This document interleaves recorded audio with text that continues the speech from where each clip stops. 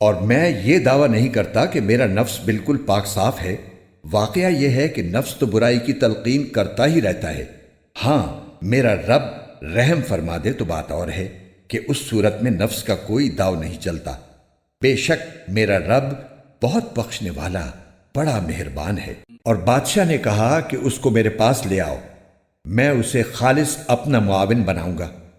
چنانچہ جب یوسف بادشاہ کے پاس آ گئے اور بادشاہ نے ان سے باتیں کی تو اس نے کہا، آج سے ہمارے پاس تمہارا بڑا مرتبہ ہوگا اور تم پر پورا بھروسہ کیا جائے گا۔ یوسف نے کہا کہ آپ مجھے ملک کے خزانوں کے انتظام پر مقرر کر دیجئے۔ یقین رکھیے کہ مجھے حفاظت کرنا خوب آتا ہے اور میں اس کام کا پورا علم رکھتا ہوں۔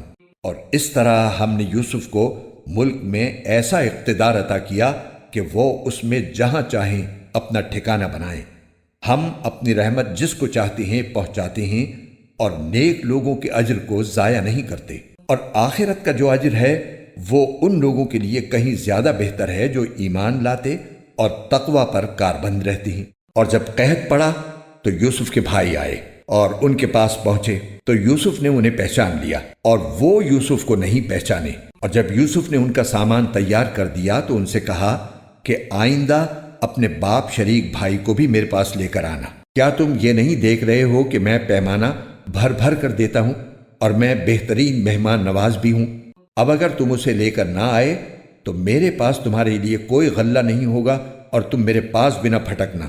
وہ بولے، ہم اس کے والد کو اس کے بارے میں بہلانے کی کوشش کریں گے کہ وہ اسے ہمارے ساتھ بھیج دیں، اور ہم ایسا ضرور کریں گے۔ اور یوسف نے اپنے نوکروں سے کہہ دیا کہ وہ ان بھائیوں کا مال جس کے بدلے انہوں نے غلہ خریدا ہے انہی کے کجاووں میں رکھ دیں، تاکہ جب یہ اپنے گھر والوں کے پاس واپس پہنچیں تو اپنے مال کو پہچان لیں، شاید اس احسان کی وجہ سے وہ دوبارہ آئیں۔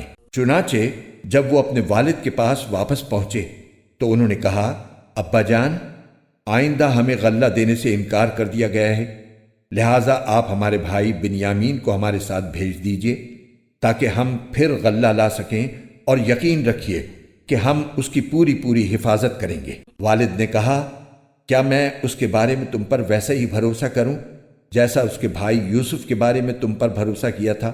خیر، اللہ سب سے بڑھ کر نگہبان ہے اور وہ سب سے بڑھ کر رحم فرمانے والا ہے۔ اور جب انہوں نے اپنا سامان کھولا تو دیکھا کہ ان کا مال بھی ان کو لوٹا دیا گیا ہے۔ وہ کہنے لگے، ابا جان، ہمیں اور کیا چاہیے؟ یہ ہمارا مال ہے جو ہمیں لوٹا دیا گیا ہے، اور اس مرتبہ ہم اپنے گھر والوں کے لیے اور غلہ لائیں گے، اپنے بھائی کی حفاظت کریں گے اور ایک اونٹ کا بوجھ زیادہ لے کر آئیں گے۔ اس طرح یہ زیادہ غلہ بڑی آسانی سے مل جائے گا۔ والد نے کہا، میں اس بنیامین کو تمہارے ساتھ اس وقت تک ہرگز نہیں بھیجوں گا جب تک تم اللہ کے نام پر مجھ سے یہ عہد نہ کرو کہ اسے ضرور میرے پاس واپس لے کر آؤ گے، الا یہ کہ تم واقعی بے بس ہو جاؤ۔ چنانچہ جب انہوں نے اپنے والد کو یہ عہد دے دیا تو والد نے کہا، جو قول و قرار ہم کر رہے ہیں اس پر اللہ نگہبان ہے۔ اور ساتھ ہی یہ بھی کہا کہ میرے بیٹو، تم سب ایک دروازے سے شہر میں داخل نہ ہونا بلکہ مختلف دروازوں سے داخل ہونا۔ میں اللہ کی مشیت سے تمہیں نہیں بچا سکتا، حکم اللہ کے سوا کسی کا نہیں چلتا، اسی پر میں نے بھروسہ کر رکھا ہے، اور جن جن کو بھروسہ کرنا ہو انہیں چاہیے کہ اسی پر بھروسہ کریں۔ اور جب وہ بھائی اسی طرح مصر میں داخل ہوئے جس طرح ان کے والد نے کہا تھا، تو یہ عمل اللہ کی مشیت سے ان کو ذرا بھی بچانے والا نہیں تھا، لیکن یعقوب کے دل میں ایک خواہش تھی جو انہوں نے پوری کر لی۔ بے شک وہ ہمارے سکھائے ہوئے علم کے حامل تھے، لیکن اکثر لوگ معاملے کی حقیقت نہیں جانتے۔ اور جب یہ لوگ یوسف کے پاس پہنچے تو انہوں نے اپنے سگے بھائی بنیامین کو اپنے پاس خاص جگہ دی اور انہیں بتایا کہ میں تمہارا بھائی ہوں، لہٰذا تم ان باتوں پر رنجیدہ نہ ہونا جو یہ دوسرے بھائی کرتے رہے ہیں۔ پھر جب یوسف نے ان کا سامان تیار کر دیا تو پانی پینے کا پیالہ اپنے سگے بھائی کے کجاوے میں رکھوا دیا۔ پھر ایک منادی نے پکار کر کہا کہ اے قافلے والو، تم چور ہو۔ انہوں نے ان کی طرف مڑ کر پوچھا کہ کیا چیز ہے جو تم سے گم ہو گئی ہے؟ انہوں نے کہا کہ ہمیں بادشاہ کا پیمانہ نہیں مل رہا، اور جو شخص اسے لا کر دے گا اس کو ایک اونٹ کا بوجھ انعام میں ملے گا۔ اور میں اس انعام کی دلوانی کی ذمہ داری لیتا ہوں۔ وہ بھائی بولے، اللہ کی قسم، آپ لوگ جانتے ہیں کہ ہم زمین میں فساد پھیلانے کے لیے نہیں آئے تھے اور نہ ہم چوری کرنے والے لوگ ہیں۔ انہوں نے کہا کہ اگر تم لوگ جھوٹے ثابت ہوئے تو اس کی کیا سزا ہوگی؟ انہوں نے کہا اس کی سزا یہ ہے کہ جس کے کجاوے میں سے وہ پیالہ مل جائے وہ خود سزا میں دھر لیا جائے۔ جو لوگ ظلم کرتے ہیں ہم ان کو ایسی ہی سزا دیا کرتے ہیں۔ چنانچہ یوسف نے اپنے سگے بھائی کے تھیلے سے پہلے دوسرے بھائیوں کے تھیلوں کی تلاشی شروع کی، پھر اس پیالے کو اپنے سگے بھائی کے تھیلے میں سے برآمد کر لیا۔ اس طرح ہم نے یوسف کی خاطر یہ تدبیر کی، اللہ کی یہ مشیت نہ ہوتی تو یوسف کے لیے یہ ممکن نہیں تھا کہ وہ بادشاہ کے قانون کے مطابق اپنے بھائی کو اپنے پاس رکھ لیتے، اور ہم جس کو چاہتے ہیں اس کے درجے بلند کر دیتے ہیں، اور جتنے علم والے ہیں ان سب کے اوپر ایک بڑا علم رکھنے والا موجود ہے۔ بہرحال وہ بھائی بولے کہ اگر اس بن یامین نے چوری کی ہے تو کچھ تعجب نہیں، کیونکہ اس کا ایک بھائی اس سے پہلے بھی چوری کر چکا ہے۔ اس پر یوسف نے ان پر ظاہر کیے بغیر چپکے سے دل میں کہا کہ تم تو اس معاملے میں کہیں زیادہ برے ہو، اور جو بیان تم دے رہے ہو اللہ اس کی حقیقت خوب جانتا ہے۔ اب وہ کہنے لگے کہ اے عزیز، اس کا ایک بہت بوڑھا باپ ہے، اس لیے اس کی جگہ ہم میں سے کسی کو اپنے پاس رکھ لیجئے۔ ہم آپ کو ان لوگوں میں سے سمجھتے ہیں جو احسان کیا کرتے ہیں۔ یوسف نے کہا، اس ناانصافی سے میں اللہ کی پناہ مانگتا ہوں کہ جس شخص کے پاس سے ہماری چیز ملی ہے اس کو چھوڑ کر کسی اور کو پکڑ لیں۔ اگر ہم ایسا کریں گے تو یقینی طور پر ہم ظالم ہوں گے۔ چنانچہ جب وہ یوسف سے مایوس ہو گئے تو الگ ہو کر چپکے مشورہ کرنے لگے۔ ان سب میں جو بڑا تھا اس نے کہا، کیا تمہیں معلوم نہیں کہ تمہارے والد نے تم سے اللہ کے نام پر عہد لیا تھا، اور اس سے پہلے تم یوسف کے معاملے میں جو قصور کر چکے ہو وہ بھی معلوم ہے؟ لہٰذا میں تو اس ملک سے اس وقت تک نہیں ٹلوں گا جب تک میرے والد مجھے اجازت نہ دیں یا اللہ ہی میرے حق میں کوئی فیصلہ فرما دے، اور وہی سب سے بہتر فیصلہ کرنے والا ہے۔ جاؤ، اپنے والد کے پاس واپس جاؤ اور ان سے کہو کہ ابا جان، آپ کے بیٹے نے چوری کر لی تھی اور ہم نے وہی بات کہی ہے جو ہمارے علم میں آئی ہے، اور غیب کی نگہبانی تو ہمارے بس میں نہیں تھی، اور جس بستی میں ہم تھے اس سے پوچھ لیجئے، اور جس قافلے میں ہم آئے ہیں اس سے تحقیق کر لیجئے۔ یہ بالکل پکی بات ہے کہ ہم سچے ہیں۔ چنانچہ یہ بھائی یعقوب علیہ السلام کے پاس گئے اور ان سے وہی بات کہی جو بڑے بھائی نے سکھائی تھی۔ یعقوب نے یہ سن کر کہا، نہیں، بلکہ تمہارے دلوں نے اپنی طرف سے ایک بات بنا لی ہے۔ اب تو میرے لیے صبر ہی بہتر ہے۔ کچھ بعید نہیں کہ اللہ میرے پاس ان سب کو لے آئے۔ بے شک اس کا علم بھی کامل ہے، حکمت بھی کامل۔ اور یہ کہہ کر انہوں نے منہ پھیر لیا اور کہنے لگے، ہائے یوسف، اور ان کی دونوں آنکھیں روتے روتے سفید پڑ گئی تھیں اور وہ دل ہی دل میں گھٹے جاتے تھے۔ ان کے بیٹے کہنے لگے، اللہ کی قسم، آپ یوسف کو یاد کرنا نہیں چھوڑیں گے یہاں تک کہ بالکل گھل کر رہ جائیں گے یا ہلاک ہو بیٹھیں گے۔ یعقوب نے کہا، میں اپنے رنج و غم کی فریاد تم سے نہیں، صرف اللہ سے کرتا ہوں، اور اللہ کے بارے میں جتنا میں جانتا ہوں تم نہیں جانتے۔ میرے بیٹو، جاؤ اور یوسف اور اس کے بھائی کا کچھ سراغ لگاؤ، اور اللہ کی رحمت سے نا امید نہ ہو۔ یقین جانو اللہ کی رحمت سے وہی لوگ نا امید ہوتے ہیں جو کافر ہیں۔ چنانچہ جب وہ یوسف کے پاس پہنچے تو انہوں نے یوسف سے کہا، اے عزیز، ہم پر اور ہمارے گھر والوں پر سخت مصیبت پڑی ہوئی ہے، اور ہم ایک معمولی سی پونجی لے کر آئے ہیں۔ آپ ہمیں پورا پورا غلہ دے دیجئے اور اللہ کے لیے ہم پر احسان کیجئے۔ یقیناً اللہ اپنی خاطر احسان کرنے والوں کو بڑا اجر عطا فرماتا ہے۔ یوسف نے کہا، تمہیں کچھ پتہ ہے کہ تم جب جہالت میں مبتلا تھے تو تم نے یوسف اور اس کے بھائی کے ساتھ کیا کیا تھا؟ اس پر وہ بول اٹھے، ارے کیا تم ہی یوسف ہو؟ یوسف نے کہا، میں یوسف ہوں اور یہ میرا بھائی ہے۔ اللہ نے ہم پر بڑا احسان فرمایا ہے۔ حقیقت یہ ہے کہ جو شخص تقوی اور صبر سے کام لیتا ہے تو اللہ نیکی کرنے والوں کا اجر ضائع نہیں کرتا۔ انہوں نے کہا، اللہ کی قسم، اللہ نے تم کو ہم پر ترجیح دی ہے اور ہم یقیناً خطا کار تھے۔ یوسف بولے، آج تم پر کوئی ملامت نہیں ہوگی، اللہ تمہیں معاف کرے، وہ سارے رحم کرنے والوں سے بڑھ کر رحم کرنے والا ہے۔ میرا یہ قمیص لے جاؤ اور اسے میرے والد کے چہرے پر ڈال دینا، اس سے ان کی بینائی واپس آ جائے گی، اور اپنے سارے گھر والوں کو میرے پاس لے آؤ۔ اور جب یہ قافلہ مصر سے کینان کی طرف روانہ ہوا تو ان کے والد نے کینان میں آس پاس کے لوگوں سے کہا کہ اگر تم مجھے یہ نہ کہو کہ بوڑھا سٹھیا گیا ہے تو مجھے تو یوسف کی خوشبو آ رہی ہے۔ لوگوں نے کہا اللہ کی قسم آپ ابھی تک اپنی پرانی غلط فہمی میں پڑے ہوئے ہیں۔ پھر جب خوشخبری دینے والا پہنچ گیا تو اس نے یوسف کی قمیص ان کے منہ پر ڈال دی اور فوراً ان کی بینائی واپس آ گئی۔ انہوں نے اپنے بیٹوں سے کہا کیا میں نے تم سے نہیں کہا تھا کہ اللہ کے بارے میں جتنا میں جانتا ہوں تم نہیں جانتے؟ وہ کہنے لگے ابا جان آپ ہمارے گناہوں کی بخشش کی دعا فرمائیے، ہم یقیناً بڑے خطا کار تھے۔ یعقوب نے کہا میں عنقریب اپنے پروردگار سے تمہاری بخشش کی دعا کروں گا، بے شک وہی ہے جو بہت بخشنے والا بڑا مہربان ہے۔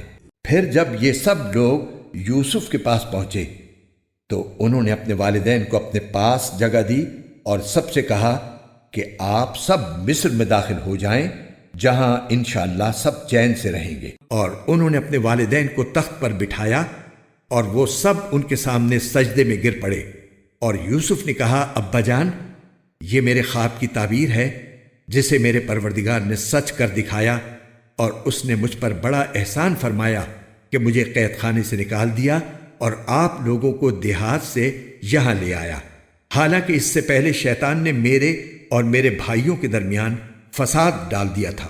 حقیقت یہ ہے کہ میرا پروردگار جو کچھ چاہتا ہے اس کے لیے بڑی لطیف تدبیریں کرتا ہے، بے شک وہی ہے جس کا علم بھی کامل ہے، حکمت بھی کامل۔ میرے پروردگار تو نے مجھے حکومت سے بھی حصہ عطا فرمایا اور مجھے تعبیر خواب کے علم سے بھی نوازا۔ آسمانوں اور زمین کے پیدا کرنے والے تو ہی دنیا اور آخرت میں میرا رکھوالا ہے، مجھے اس حالت میں دنیا سے اٹھانا کہ میں تیرا فرما بردار ہوں اور مجھے نیک لوگوں میں شامل کرنا۔ اے پیغمبر یہ تمام واقعہ غیب کی خبروں کا ایک حصہ ہے جو ہم تمہیں وحی کے ذریعے بتا رہے ہیں، اور تم اس وقت ان یوسف کے بھائیوں کے پاس موجود نہیں تھے جب انہوں نے سازش کر کے اپنا فیصلہ پختہ کر لیا تھا کہ یوسف کو کنویں میں ڈالیں گے۔ اس کے باوجود اکثر لوگ ایمان لانے والے نہیں ہیں، چاہے تمہارا کیسا ہی دل چاہتا ہو، حالانکہ تم ان سے اس تبلیغ پر کوئی اجرت نہیں مانگتے۔ یہ تو دنیا جہان کے سب لوگوں کے لیے بس ایک نصیحت کا پیغام ہے، اور آسمانوں اور زمین میں کتنی ہی نشانیاں ہیں جن پر ان کا گزر ہوتا رہتا ہے، مگر یہ ان سے منہ موڑ جاتی ہیں، اور ان میں سے اکثر لوگ ایسے ہیں کہ اللہ پر ایمان رکھتے بھی ہیں تو اس طرح کہ وہ اس کے ساتھ شرک بھی کرتے جاتے ہیں۔ بھلا کیا ان لوگوں کو اس بات کا ذرا ڈر نہیں ہے کہ اللہ کے عذاب کی کوئی بلا آ کر ان کو لپیٹ لے، یا ان پر قیامت اچانک ٹوٹ پڑے اور انہیں پہلے سے احساس بھی نہ ہو؟ اے پیغمبر کہہ دو کہ یہ میرا راستہ ہے، میں بھی پوری بصیرت کے ساتھ اللہ کی طرف بلاتا ہوں، اور جنہوں نے میری پیروی کی ہے وہ بھی، اور اللہ ہر قسم کے شرک سے پاک ہے، اور میں ان لوگوں میں سے نہیں ہوں جو اللہ کے ساتھ کسی کو شریک ٹھہراتے ہیں۔ اور ہم نے تم سے پہلے جو رسول بھیجے وہ سب مختلف بستیوں میں بسنے والے انسان ہی تھے جن پر ہم وہی بھیجتے تھے۔ تو کیا ان لوگوں نے زمین میں چل پھر کر یہ نہیں دیکھا کہ ان سے پہلے کی قوموں کا انجام کیسا ہوا؟ اور آخرت کا گھر یقیناً ان لوگوں کے لیے کہیں بہتر ہے جنہوں نے تقوی اختیار کیا۔ کیا پھر بھی تم عقل سے کام نہیں لیتے؟ پچھلے انبیاء کے ساتھ بھی یہی ہوا کہ ان کی قوموں پر عذاب آنے میں کچھ دیر لگی، یہاں تک کہ جب پیغمبر لوگوں سے مایوس ہو گئے اور کافر لوگ یہ سمجھنے لگے کہ انہیں جھوٹی دھمکیاں دی گئی تھیں تو ان پیغمبروں کے پاس ہماری مدد پہنچ گئی، یعنی کافروں پر عذاب آیا اور جن کو ہم چاہتے تھے انہیں بچا لیا گیا، اور جو لوگ مجرم ہوتے ہیں ان سے ہمارے عذاب کو ٹالا نہیں جا سکتا۔ یقیناً ان کے واقعات میں عقل و ہوش رکھنے والوں کے لیے بڑا عبرت کا سامان ہے۔ یہ کوئی ایسی بات نہیں ہے جو جھوٹ موٹ گھڑ لی گئی ہو، بلکہ اس سے پہلے جو کتابیں آ چکی ہیں ان کی تصدیق ہے اور ہر بات کی وضاحت۔ اور جو لوگ ایمان لائیں ان کے لیے ہدایت اور رحمت کا سامان۔ شروع اللہ کے نام سے جو سب پر مہربان ہے، بہت مہربان ہے۔ الف لام میم را، یہ اللہ کی کتاب کی آیتیں ہیں، اور اے پیغمبر جو کچھ تم پر تمہارے پروردگار کی طرف سے نازل کیا گیا ہے برحق ہے، لیکن اکثر لوگ ایمان نہیں لا رہے۔ اللہ وہ ہے جس نے ایسے ستونوں کے بغیر آسمانوں کو بلند کیا جو تمہیں نظر آ سکیں، پھر اس نے عرش پر استوا فرمایا اور سورج اور چاند کو کام پر لگا دیا۔ ہر چیز ایک معین میعاد تک کے لیے رواں دواں ہے۔ وہی تمام کاموں کی تدبیر کرتا ہے، وہی ان نشانیوں کو کھول کھول کر بیان کرتا ہے تاکہ تم اس بات کا یقین کر لو کہ ایک دن تمہیں اپنے پروردگار سے جا ملنا ہے۔ اور وہی ذات ہے جس نے یہ زمین پھیلائی، اس میں پہاڑ اور دریا بنائے، اور اس میں ہر قسم کے پھلوں کے دو دو جوڑے پیدا کیے۔ وہ دن کو رات کی چادر اڑا دیتا ہے۔ حقیقت یہ ہے کہ ان ساری باتوں میں ان لوگوں کے لیے نشانیاں ہیں جو غور و فکر کریں۔ اور زمین میں مختلف قطعے ہیں جو پاس پاس واقع ہوئے ہیں، اور انگوروں کے باغ اور کھجور کے درخت ہیں جن میں سے کچھ دوہرے تنے والے ہیں اور کچھ اکہرے تنے والے، سب ایک ہی پانی سے سیراب ہوتے ہیں، اور ہم ان میں سے کسی کو ذائقے میں دوسرے پر فوقیت دے دیتے ہیں۔ یقیناً ان سب باتوں میں ان لوگوں کے لیے نشانیاں ہیں جو عقل سے کام لیں۔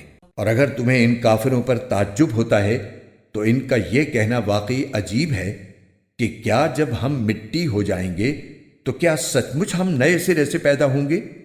یہ وہ لوگ ہیں جنہوں نے اپنے رب کی قدرت کا انکار کیا ہے، اور یہی وہ لوگ ہیں جن کے گلوں میں طوق پڑے ہوئے ہیں، اور وہ دوزخ کے باسی ہیں، وہ ہمیشہ اسی میں رہیں گے۔ اور یہ لوگ خوشحالی کی میعاد ختم ہونے سے پہلے بدحالی کی جلدی مچائے ہوئے ہیں، حالانکہ ان سے پہلے ایسے عذاب کے واقعات گزر چکے ہیں جس نے لوگوں کو رسوا کر ڈالا تھا۔ اور یہ حقیقت ہے کہ لوگوں کے لیے ان کی زیادتی کے باوجود تمہارے رب کی ذات ایک معاف کرنے والی ذات ہے، اور یہ بھی حقیقت ہے کہ اس کا عذاب بڑا سخت ہے۔ اور جن لوگوں نے کفر اپنا لیا ہے وہ کہتے ہیں کہ بھلا ان پر یعنی حضرت صلی اللہ علیہ وآلہ وسلم پر ان کے رب کی طرف سے کوئی معجزہ کیوں نہیں اتارا گیا؟ اے پیغمبر، بات یہ ہے کہ تم تو صرف خطرے سے ہوشیار کرنے والے ہو، اور ہر قوم کے لیے کوئی نہ کوئی ایسا شخص ہوا ہے جو ہدایت کا راستہ دکھائے۔ جس کسی مادہ کو جو حمل ہوتا ہے اللہ اس کو بھی جانتا ہے، اور ماؤں کے رحم میں جو کوئی کمی بیشی ہوتی ہے اس کو بھی، اور ہر چیز کا اس کے ہاں ایک اندازہ مقرر ہے۔ وہ غائب و حاضر تمام باتوں کا جاننے والا ہے۔ اس کی ذات بہت بڑی ہے، اس کی شان بہت اونچی۔ تم میں سے کوئی چپکے سے بات کرے یا زور سے، کوئی رات کے وقت چھپا ہوا ہو یا دن کے وقت چل پھر رہا ہو، وہ سب اللہ کے علم کے لحاظ سے برابر ہیں۔ ہر شخص کے آگے اور پیچھے وہ نگراں فرشتے مقرر ہیں جو اللہ کے حکم سے باری باری اس کی حفاظت کرتے ہیں۔ یقین جانو کہ اللہ کسی قوم کی حالت اس وقت تک نہیں بدلتا جب تک وہ خود اپنے حالات میں تبدیلی نہ لے آئے، اور جب اللہ کسی قوم پر کوئی آفت لانے کا ارادہ کر لیتا ہے تو اس کا ٹالنا ممکن نہیں، اور ایسے لوگوں کا خود اس کے سوا کوئی رکھوالا نہیں ہو سکتا۔ وہی ہے جو تمہیں بجلی کی چمک دکھلاتا ہے جس سے تمہیں اس کے گرنے کا ڈر بھی لگتا ہے اور بارش کی امید بھی بنتی ہے، اور وہی پانی سے لدے ہوئے بادل اٹھاتا ہے، اور بادلوں کی گرج اسی کی تسبیح اور حمد کرتی ہے، اور اسی کے روب سے فرشتے بھی تسبیح میں لگے ہوئے ہیں، اور وہی کڑکتی ہوئی بجلیاں بھیجتا ہے، پھر جس پر چاہتا ہے انہیں مصیبت بنا کر گرا دیتا ہے۔ اور ان کافروں کا حال یہ ہے کہ یہ اللہ ہی کے بارے میں بحثیں کر رہے ہیں، حالانکہ اس کی طاقت بڑی زبردست ہے۔ وہی ہے جس سے دعا کرنا برحق ہے، اور اس کو چھوڑ کر یہ لوگ جن دیوتاؤں کو پکارتے ہیں وہ ان کی دعاؤں کا کوئی جواب نہیں دیتے۔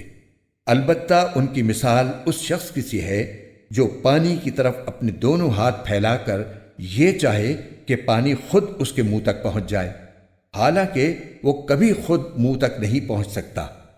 اور بتوں سے کافروں کے دعا کرنے کا نتیجہ اس کے سوا کچھ نہیں کہ وہ بھٹکتی ہی پھرتی رہے، اور وہ اللہ ہی ہے جس کو آسمانوں اور زمین کی ساری مخلوقات سجدہ کرتی ہیں، کچھ خوشی سے، کچھ مجبوری سے، اور ان کے سائے بھی صبح و شام اس کے آگے سجدہ ریز ہوتے ہیں۔ آیت سجدہ۔ اے پیغمبر، ان کافروں سے کہو کہ وہ کون ہے جو آسمانوں اور زمین کی پرورش کرتا ہے؟ کہو کہ وہ اللہ ہے۔ کہو کہ کیا پھر بھی تم نے اس کو چھوڑ کر ایسے کارساز بنا لیے ہیں جنہیں خود اپنے آپ کو بھی نہ کوئی فائدہ پہنچانے کی قدرت حاصل ہے نہ نقصان پہنچانے کی؟ کہو کہ کیا اندھا اور دیکھنے والا برابر ہو سکتا ہے؟ یا کیا اندھیریاں اور روشنی ایک جیسی ہو سکتی ہیں؟ یا ان لوگوں نے اللہ کے ایسے شریک مانے ہوئے ہیں جنہوں نے کوئی چیز اسی طرح پیدا کی ہو جیسے اللہ پیدا کرتا ہے، اور اس وجہ سے ان کو دونوں کی تخلیق ایک جیسی معلوم ہو رہی ہو؟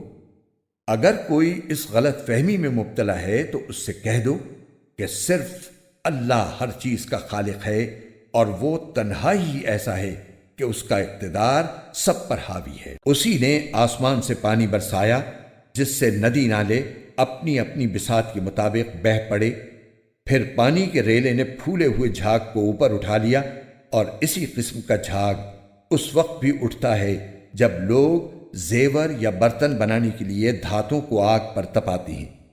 اللہ حق اور باطل کی مثال اسی طرح بیان کر رہا ہے کہ دونوں قسم کا جو جھاگ ہوتا ہے وہ تو باہر گر کر ضائع ہو جاتا ہے، لیکن وہ چیز جو لوگوں کے لیے فائدہ مند ہوتی ہے وہ زمین میں ٹھہر جاتی ہے۔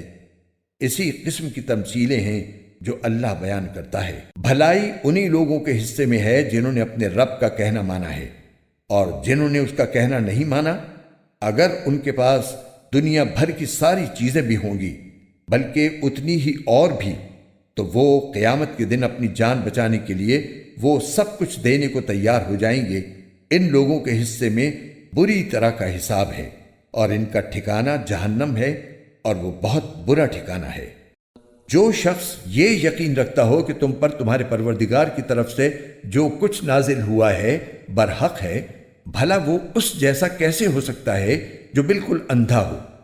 حقیقت یہ ہے کہ نصیحت تو وہی لوگ قبول کرتے ہیں جو عقل و ہوش رکھتے ہوں، یعنی وہ لوگ جو اللہ سے کیے ہوئے عہد کو پورا کرتے ہیں اور معاہدے کی خلاف ورزی نہیں کرتے، اور جن رشتوں کو اللہ نے جوڑے رکھنے کا حکم دیا ہے یہ لوگ انہیں جوڑے رکھتے ہیں اور اپنے پروردگار سے ڈرتے ہیں اور حساب کے برے انجام سے خوف کھاتے ہیں۔ اور یہ وہ لوگ ہیں جنہوں نے اپنے رب کی خوشنودی کی خاطر صبر سے کام لیا ہے اور نماز قائم کی ہے، اور ہم نے انہیں جو رزق عطا فرمایا ہے اس میں سے خفیہ بھی اور علانیہ بھی خرچ کیا ہے، اور وہ بدسلوکی کا دفاع حسن سلوک سے کرتے ہیں۔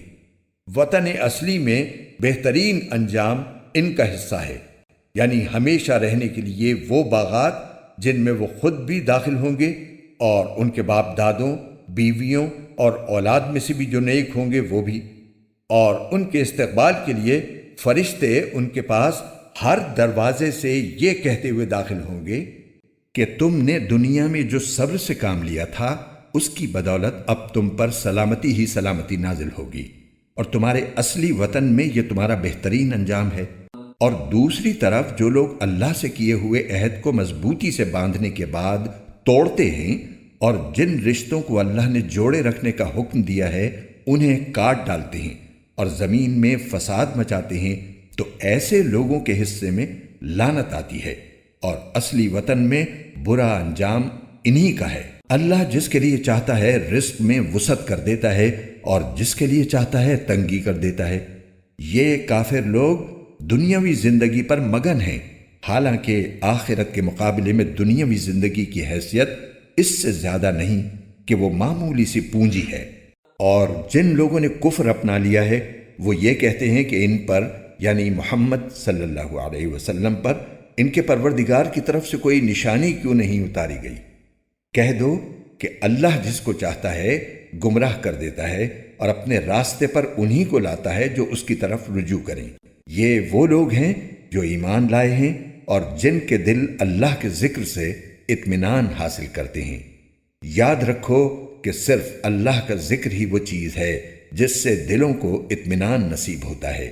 غرض جو لوگ ایمان لائے ہیں اور جنہوں نے نیک عمل کیے ہیں ان کے حصے میں خوشحالی بھی ہے اور بہترین انجام بھی۔ اے پیغمبر، جس طرح دوسرے رسول بھیجے گئے تھے اسی طرح ہم نے تمہیں ایک ایسی امت میں رسول بنا کر بھیجا ہے جس سے پہلی بہت سی امتیں گزر چکی ہیں، تاکہ تم ان کے سامنے وہ کتاب پڑھ کر سنا دو جو ہم نے وحی کے ذریعے تم پر نازل کی ہے، اور یہ لوگ اس ذات کی ناشکری کر رہے ہیں جو سب پر مہربان ہے۔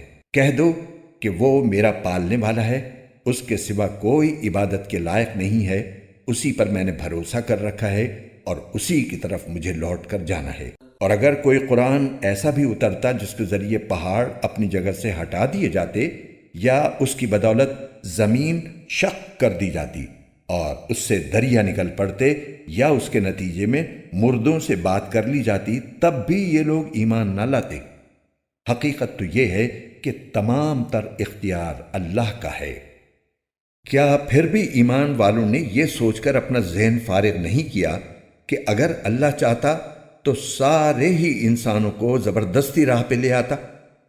اور جنہوں نے کفر اپنایا ہے ان پر تو ان کے کرتوت کی وجہ سے ہمیشہ کوئی نہ کوئی کھڑکھڑانے والی مصیبت پڑتی رہتی ہے، یا ان کی بستی کے قریب کہیں نازل ہوتی رہتی ہے، یہاں تک کہ ایک دن اللہ نے جو وعدہ کر رکھا ہے وہ آ کر پورا ہو جائے گا۔ یقین رکھو کہ اللہ وعدے کی خلاف ورزی نہیں کرتا۔ اور اے پیغمبر، حقیقت یہ ہے کہ تم سے پہلے پیغمبروں کا بھی مذاق اڑایا گیا تھا، اور ایسے کافروں کو بھی میں نے مہلت دی تھی، مگر کچھ وقت کے بعد میں نے ان کو گرفت میں لے لیا۔ اب دیکھ لو کہ میرا عذاب کیسا تھا۔ بھلا بتاؤ کہ ایک طرف وہ ذات ہے جو ہر شخص کے ہر کام کی نگرانی کر رہی ہے، اور دوسری طرف ان لوگوں نے اللہ کے ساتھ شریک مانے ہوئے ہیں۔ کہو کہ ذرا ان اللہ کے شریکوں کے نام تو بتاؤ۔ اگر کوئی نام لوگے تو کیا اللہ کو کسی ایسے وجود کی خبر دو گے جس کا دنیا بھر میں اللہ کو بھی پتہ نہیں ہے، یا خالی زبان سے ایسے نام لے لوگے جن کے پیچھے کوئی حقیقت نہیں؟ حقیقت تو یہ ہے کہ ان کافروں کو اپنی مکارانہ باتیں بڑی خوبصورت لگتی ہیں، اور اس طرح ان کی ہدایت کے راستے میں رکاوٹ پیدا ہو گئی ہے، اور جسے اللہ گمراہی میں پڑا رہنے دے اسے کوئی راہ پر لانے والا میسر نہیں آ سکتا۔ ایسے لوگوں کے لیے دنیاوی زندگی میں بھی عذاب ہے، اور یقیناً آخرت کا عذاب کہیں زیادہ بھاری ہوگا، اور کوئی نہیں ہے جو انہیں اللہ کے عذاب سے بچا سکے۔ دوسری طرف وہ جنت جس کا متقی لوگوں سے وعدہ کیا گیا ہے، اس کا حال یہ ہے کہ اس کے نیچے نہریں بہتی ہیں، اس کے پھل بھی سدا بہار ہیں اور اس کی چھاؤں بھی۔ یہ انجام ہے ان لوگوں کا جنہوں نے تقوی اختیار کیا، جبکہ کافروں کا انجام دوزخ کی آگ ہے۔ اور اے پیغمبر، جن لوگوں کو ہم نے کتاب دی ہے وہ اس کلام سے خوش ہوتے ہیں جو تم پر نازل کیا گیا ہے، اور انہی گروہوں میں وہ بھی ہیں جو اس کی بعض باتوں کو ماننے سے انکار کرتے ہیں۔ کہہ دو کہ مجھے تو یہ حکم دیا گیا ہے کہ میں اللہ کی عبادت کروں اور اس کے ساتھ کسی کو خدائی میں شریک نہ مانوں۔ اسی بات کی میں دعوت دیتا ہوں، اور اسی اللہ کی طرف مجھے لوٹ کر جانا ہے۔ اور اسی طرح ہم نے اس قرآن کو عربی زبان میں ایک حکم نامہ بنا کر نازل کیا ہے، اور اے پیغمبر، تمہارے پاس جو علم آ چکا ہے، اگر اس کے بعد بھی تم ان لوگوں کی خواہشات کے پیچھے چلے تو اللہ کے مقابلے میں نہ تمہارا کوئی مددگار ہوگا نہ کوئی بچانے والا۔ حقیقت یہ ہے کہ ہم نے تم سے پہلے بھی بہت سے رسول بھیجے ہیں، اور انہیں بیوی بچے بھی عطا فرمائے ہیں، اور کسی رسول کو یہ اختیار نہیں تھا کہ وہ کوئی ایک آیت بھی اللہ کے حکم کے بغیر لا سکے۔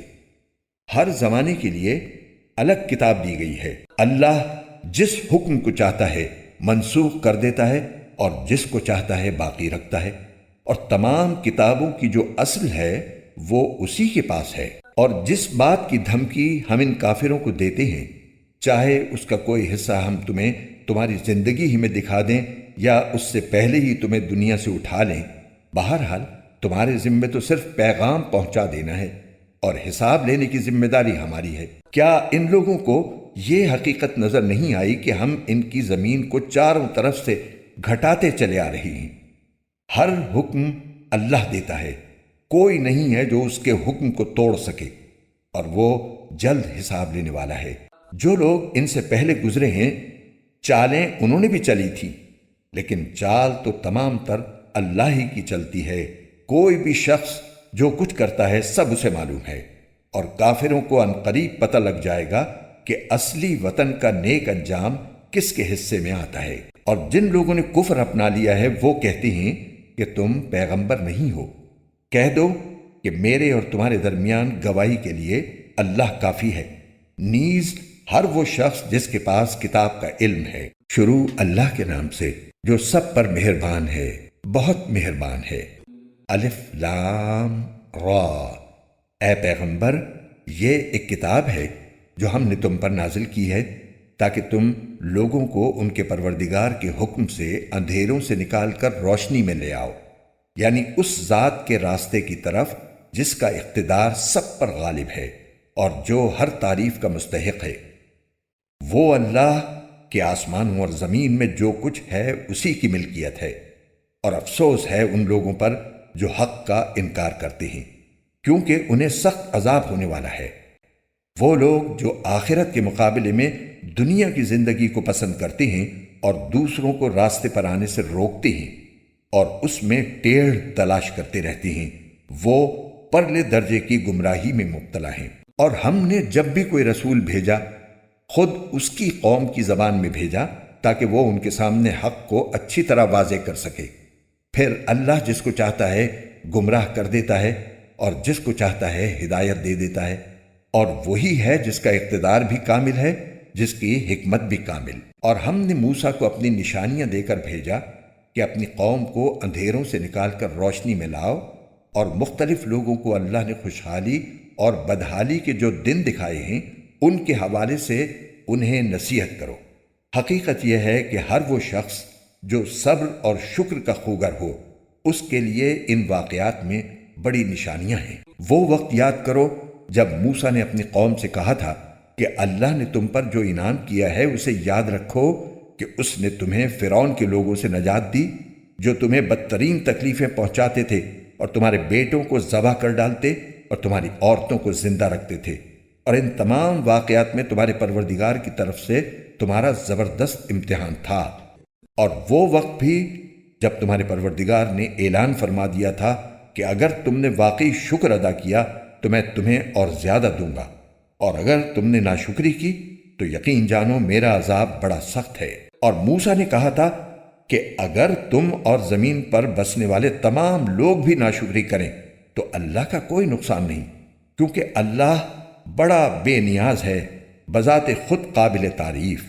اے کفار مکہ، کیا تمہیں ان لوگوں کی خبر نہیں پہنچی جو تم سے پہلے گزر چکے ہیں، قوم نوح، عاد، سمود اور ان کے بعد آنے والی قومیں جنہیں اللہ کے سوا کوئی نہیں جانتا؟ ان سب کے پاس ان کے رسول کھلے کھلے دلائل لے کر آئے تو انہوں نے ان کے منہ پر اپنے ہاتھ رکھ دیے اور کہا کہ جو پیغام تمہیں دے کر بھیجا گیا ہے ہم اس کو ماننے سے انکار کرتے ہیں، اور جس بات کی تم ہمیں دعوت دے رہے ہو اس کے بارے میں ہمیں بڑا بھاری شک ہے۔ ان کے پیغمبروں نے ان سے کہا، کیا اللہ کے بارے میں شک ہے جو سارے آسمانوں اور زمین کا خالق ہے؟ وہ تمہیں بلا رہا ہے کہ تمہاری خاطر تمہارے گناہ معاف کر دے اور تمہیں ایک مقررہ مدت تک مہلت دے۔ انہوں نے کہا کہ تمہاری حقیقت اس کے سوا کچھ بھی نہیں ہے کہ تم ایسے ہی انسانوں جیسے ہم ہیں۔ تم یہ چاہتے ہو کہ ہمارے باپ دادا جن کی عبادت کرتے آئے ہیں ان سے ہمیں روک دو، لہذا کوئی صاف صاف معجزہ لا کر دکھاؤ۔ ان سے ان کے پیغمبروں نے کہا، ہم واقعی تمہاری جیسے انسان ہیں، لیکن اللہ اپنے بندوں میں سے جس پر چاہتا ہے خصوصی احسان فرما دیتا ہے، اور یہ بات ہمارے اختیار میں نہیں ہے کہ ہم اللہ کے حکم کے بغیر تمہیں کوئی معجزہ لا کر دکھائیں۔ اور مومنوں کو صرف اللہ پر بھروسہ رکھنا چاہیے۔ اور آخر ہم کیوں اللہ پر بھروسہ نہ رکھیں جبکہ اس نے ہمیں ان راستوں کی ہدایت دے دی ہے جن پر ہمیں چلنا ہے، اور تم نے ہمیں جو تکلیفیں پہنچائی ہیں ان پر ہم یقیناً صبر کریں گے۔ اور جن لوگوں کو بھروسہ رکھنا ہو انہیں اللہ ہی پر بھروسہ رکھنا چاہیے۔ اور جن لوگوں نے کفر اپنا لیا تھا انہوں نے اپنے پیغمبروں سے کہا کہ ہم تمہیں اپنی سرزمین سے نکال کر رہیں گے ورنہ تمہیں ہمارے دین میں واپس آنا پڑے گا۔ چنانچہ ان کے پروردگار نے ان پر وحی بھیجی کہ یقین رکھو ہم ان ظالموں کو ہلاک کر دیں گے اور ان کے بعد یقیناً تمہیں زمین میں بسائیں گے۔ یہ ہے ہر اس شخص کا صلہ جو میرے سامنے کھڑا ہونے کا خوف رکھتا اور میری وعید سے ڈرتا ہو۔ اور ان کافروں نے خود فیصلہ مانگا اور نتیجہ یہ ہوا کہ ہر ڈینگے مارنے والا ہٹ دھرم نامراد ہو کر رہا۔ اس کے آگے جہنم ہے اور وہاں اسے پیپ کا پانی پلایا جائے گا۔ وہ اسے گھونٹ گھونٹ کر کے پیے گا اور اسے ایسا محسوس ہوگا کہ وہ اسے حلق سے اتار نہیں سکے گا۔ موت اس پر ہر طرف سے آ رہی ہوگی مگر وہ مرے گا نہیں، اور اس کے آگے ہمیشہ ایک اور سخت عذاب موجود ہوگا۔ جن لوگوں نے اپنے رب کے ساتھ کفر کی روش اختیار کی ہے ان کی حالت یہ ہے کہ ان کے اعمال اس راکھ کی طرح ہیں جسے آندھی طوفان والے دن میں ہوا تیزی سے اڑا لے جائے۔ انہوں نے جو کچھ کمائی کی ہوگی اس میں سے کچھ ان کے ہاتھ نہیں آئے گا۔ یہی تو پرلے درجے کی گمراہی ہے۔ کیا تمہیں یہ بات نظر نہیں آتی کہ اللہ نے آسمانوں اور زمین کو برحق مقصد سے پیدا کیا ہے؟ اگر وہ چاہے تو تم سب کو فنا کر دے اور ایک نئی مخلوق وجود میں لے آئے، اور یہ بات اللہ کے لیے کچھ بھی مشکل نہیں ہے۔ اور یہ سب لوگ اللہ کے آگے پیش ہوں گے۔ پھر جو لوگ دنیا میں کمزور تھے وہ بڑائی بگھارنے والوں سے کہیں گے کہ ہم تو تمہارے پیچھے چلنے والے لوگ تھے، تو کیا اب تم ہمیں اللہ کے عذاب سے کچھ بچا لو گے؟ وہ کہیں گے اگر اللہ نے ہمیں ہدایت دی ہوتی تو ہم بھی تمہیں ہدایت دے دیتے۔ چاہے ہم چیخیں چلائیں یا صبر کریں، دونوں صورتیں ہمارے لیے برابر ہیں، ہمارے لیے چھٹکارے کا کوئی راستہ نہیں۔ اور جب ہر بات کا فیصلہ ہو جائے گا تو شیطان اپنے ماننے والوں سے کہے گا حقیقت یہ ہے کہ اللہ نے تم سے سچا وعدہ کیا تھا اور میں نے تم سے وعدہ کیا تو اس کی خلاف ورزی کی، اور مجھے تم پر اس سے زیادہ کوئی اختیار حاصل نہیں تھا کہ میں نے تمہیں اللہ کی نافرمانی کی دعوت دی تو تم نے میری بات مان لی۔ لہٰذا اب مجھے ملامت نہ کرو بلکہ خود اپنے آپ کو ملامت کرو۔ نہ تمہاری فریاد پر میں تمہاری مدد کر سکتا ہوں اور نہ میری فریاد پر تم میری مدد کر سکتے ہو۔ تم نے اس سے پہلے مجھے اللہ کا جو شریک مان لیا تھا، آج میں نے اس کا انکار کر دیا ہے۔ جن لوگوں نے یہ ظلم کیا تھا ان کے حصے میں تو اب دردناک عذاب ہے۔ اور جو لوگ ایمان لائے تھے اور انہوں نے نیک عمل کیے تھے انہیں ایسے باغات میں داخل کیا جائے گا جن کے نیچے نہریں بہتی ہوں گی۔ اپنے پروردگار کے حکم سے وہ ان باغوں میں ہمیشہ رہیں گے۔ وہ آپس میں ایک دوسرے کا استقبال سلام سے کریں گے۔ کیا تم نے نہیں دیکھا کہ اللہ نے کلمہ طیبہ کی کیسی مثال بیان کی ہے؟ وہ ایک پاکیزہ درخت کی طرح ہے جس کی جڑ زمین میں مضبوطی سے جمی ہوئی ہے اور اس کی شاخیں آسمان میں ہیں۔ اپنے رب کے حکم سے وہ ہر آن پھل دیتا ہے۔ اللہ اس قسم کی مثالیں اس لیے دیتا ہے تاکہ لوگ نصیحت حاصل کریں۔ اور ناپاک کلمے کی مثال ایک خراب درخت کی طرح ہے جسے زمین کے اوپر ہی اوپر سے اکھاڑ لیا جائے، اس میں ذرا بھی جماؤ نہ ہو۔ جو لوگ ایمان لائے ہیں اللہ ان کو اس مضبوط بات پر دنیا کی زندگی میں بھی جماؤ عطا کرتا ہے اور آخرت میں بھی۔ اور ظالم لوگوں کو اللہ بھٹکا دیتا ہے، اور اللہ اپنی حکمت کے مطابق جو چاہتا ہے کرتا ہے۔ کیا تم نے ان لوگوں کو نہیں دیکھا جنہوں نے اللہ کی نعمت کو کفر سے بدل ڈالا اور اپنی قوم کو تباہی کے گھر میں لا اتارا جس کا نام جہنم ہے؟ وہ اس میں جلیں گے اور وہ بہت برا ٹھکانہ ہے۔ اور انہوں نے اللہ کے ساتھ اس کی خدائی میں کچھ شریک بنا لیے تاکہ لوگوں کو اس کے راستے سے گمراہ کریں۔ ان سے کہو کہ تھوڑے سے مزے اڑا لو کیونکہ آخر کار تمہیں جانا دوزخ ہی کی طرف ہے۔ میرے جو بندے ایمان لائے ہیں ان سے کہہ دو کہ وہ نماز قائم کریں اور ہم نے ان کو جو رزق دیا ہے اس میں سے پوشیدہ طور پر بھی اور اعلانیہ بھی نیکی کے کاموں میں خرچ کریں، اور یہ کام اس دن کے آنے سے پہلے پہلے کر لیں جس میں نہ کوئی خرید و فروخت ہوگی نہ کوئی دوستی کام آئے گی۔ اللہ وہ ہے جس نے آسمانوں اور زمین کو پیدا کیا اور آسمان سے پانی برسایا، پھر اس کے ذریعے تمہارے رزق کے لیے پھل اگائے، اور کشتیوں کو تمہارے لیے رام کر دیا تاکہ وہ اس کے حکم سے سمندر میں چلیں، اور دریاؤں کو بھی تمہاری خدمت پر لگا دیا۔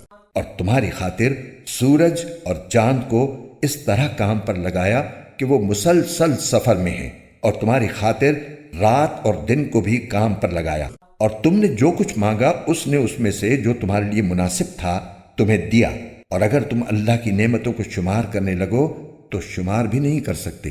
حقیقت یہ ہے کہ انسان بہت بے انصاف، بڑا ناشکرا ہے۔ اور یاد کرو وہ وقت جب ابراہیم نے اللہ تعالیٰ سے دعا کرتے ہوئے کہا تھا کہ یا رب، اس شہر کو پرامن بنا دیجئے اور مجھے اور میرے بیٹوں کو اس بات سے بچائیے کہ ہم بتوں کی پرستش کریں۔ میرے پروردگار، ان بتوں نے لوگوں کی بڑی تعداد کو گمراہ کیا ہے، لہٰذا جو کوئی میری راہ پر چلے وہ تو میرا ہے، اور جو میرا کہنا نہ مانے تو اس کا معاملہ میں آپ پر چھوڑتا ہوں۔ آپ بہت بخشنے والے، بڑے مہربان ہیں۔ اے ہمارے پروردگار، میں نے اپنی کچھ اولاد کو آپ کے حرمت والے گھر کے پاس ایک ایسی وادی میں لا بسایا ہے جس میں کوئی کھیتی نہیں ہوتی۔ ہمارے پروردگار، یہ میں نے اس لیے کیا تاکہ یہ نماز قائم کریں، لہٰذا لوگوں کے دلوں میں ان کے لیے کشش پیدا کر دیجئے اور ان کو پھلوں کا رزق عطا فرمائیے تاکہ وہ شکر گزار بنیں۔ اے ہمارے رب، ہم جو کام چھپ کر کرتے ہیں وہ بھی آپ کے علم میں ہیں، اور جو کام علانیہ کرتے ہیں وہ بھی، اور اللہ سے نہ زمین کی کوئی چیز چھپی ہوئی ہے نہ آسمان کی کوئی چیز۔ تمام تعریفیں اللہ کے لیے ہیں جس نے مجھے بڑھاپے میں اسماعیل اور اسحاق جیسے بیٹے عطا فرمائے۔ بے شک میرا رب بڑا دعائیں سننے والا ہے۔ یا رب، مجھے بھی نماز قائم کرنے والا بنا دیجئے، اور میری اولاد میں سے بھی ایسے لوگ پیدا فرمائیے جو نماز قائم کریں۔ اے ہمارے پروردگار، اور میری دعا قبول فرما لیجئے۔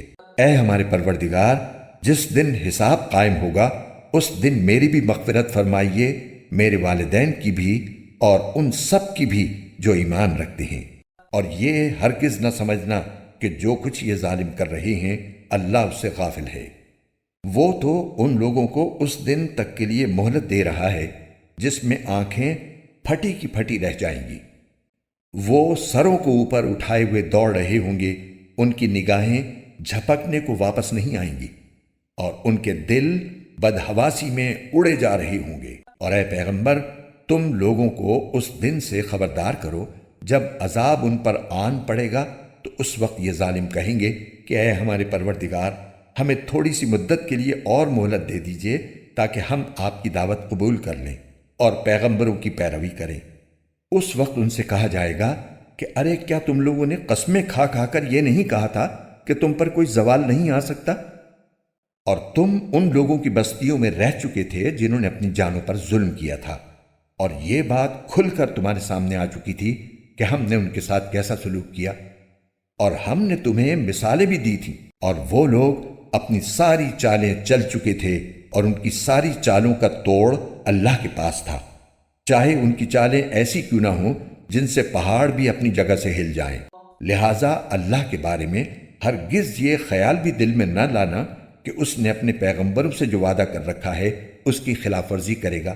یقین رکھو کہ اللہ اپنے اقتدار میں سب پر غالب ہے اور انتقام لینے والا ہے۔ اس دن جب یہ زمین ایک دوسری زمین سے بدل دی جائے گی اور آسمان بھی بدل جائے گا، اور سب کے سب خدائے واحد و قہار کے سامنے پیش ہوں گے، اور اس دن تم مجرموں کو اس حالت میں دیکھو گے کہ وہ زنجیروں میں جکڑے ہوئے ہوں گے، ان کے قمیص تارکول کے ہوں گے، اور آگ ان کے چہروں پر چھائی ہوئی ہوگی، تاکہ اللہ ہر شخص کو اس کے کیے کا بدلہ دے۔ اللہ جلد حساب چکانے والا ہے۔ یہ تمام لوگوں کے لیے ایک پیغام ہے، اور اس لیے دیا جا رہا ہے تاکہ انہیں اس کے ذریعے خبردار کیا جائے، اور تاکہ وہ جان لیں کہ معبود برحق بس ایک ہی ہے، اور تاکہ سمجھ رکھنے والے نصیحت حاصل کر لیں۔ شروع اللہ کے نام سے جو سب پر مہربان ہے، بہت مہربان ہے۔ الف لام را، یہ اللہ کی کتاب اور روشن قرآن کی آیتیں ہیں